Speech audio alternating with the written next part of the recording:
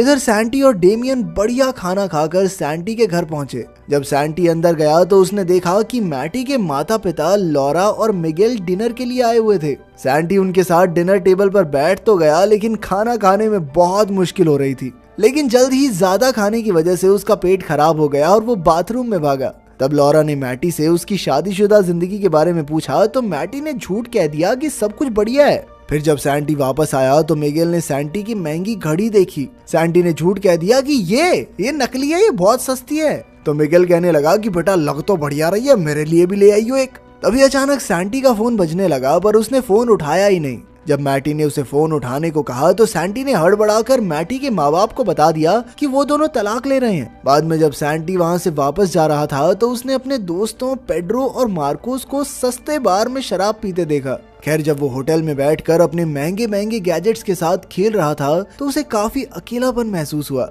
उसके पास इतने पैसे थे लेकिन खुशियां बांटने वाला कोई नहीं था। तब सैंटी ने डेमियन को फोन किया और उसे एक खुफिया प्लान के बारे में बताया। अगले दिन पेड्रो गैस स्टेशन पर था तो एक सुंदर महिला ने आकर उसकी खूबसूरती की तारीफ की। बाद में पेड्रो ने मार्कोस को बताया कि उसे मॉडलिंग का ऑफर मिला है। तभी सैंटी वहां आया और जाकर अकेला बैठ गया, पर फिर मार्कोस और पेड्रो ने उसे बुला लिया। उन्होंने सैंटी को पेड्रो की मॉडलिंग के बारे में भी बताया, पर सैंटी को उतनी हैरानी नहीं हुई। फिर बाद में मार्कोस अपने घर पहुंचा जहां वो अपने 2 छोटे छोटे बच्चों को अकेला ही संभाल रहा था। तभी उसकी पत्नी लोरेना ने आकर उसे खबर दी कि उसके दूर के चाचा उनके लिए ढेर सारी जमीन जायदाद छोड़कर गए हैं। बाद में डेमियन और सैंटी मिलकर बात करते हैं, तब ये खुलासा होता है कि इस सब के पीछे सैंटी का ही हाथ था। वो दोनों गोल्फ खेल रहे थे कि अचानक उनकी नजर मारियो पर पड़ी। तब डेमियन ने सैंटी को बताया कि मारियो बस बैंक से लोन लेने का नाटक कर रहा है। असल में तो वो सुपरमार्केट को बेचना ही चाहता है, पर इससे सभी लोगों की नौकरियां चली जाएंगी, इसीलिए अच्छा बनने का नाटक कर रहा है कि मैं तो बहुत कोशिश कर रहा हूँ बचाने की। तभी मारियो ने सैंटी को देख लिया और वहां आकर उससे पूछा कि तू काम पे क्यों नहीं गया है।